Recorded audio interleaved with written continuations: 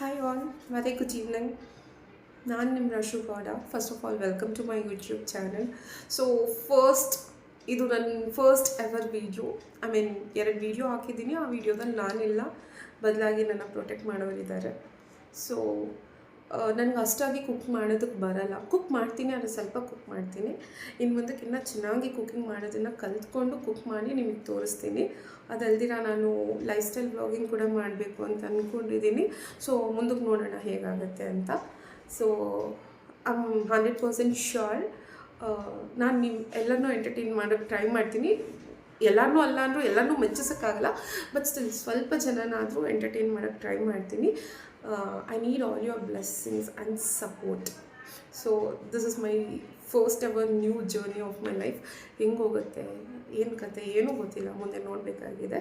So ಸದ್ಯಕ್ಕೆ ನನ್ನ voice ಚೆನ್ನಾಗಿಲ್ಲ, ಸಿಕ್ಕಾಪಟ್ಟೆ ಪ್ಯಾನಿಕ್ ಆಗಿದ್ದೀನಿ.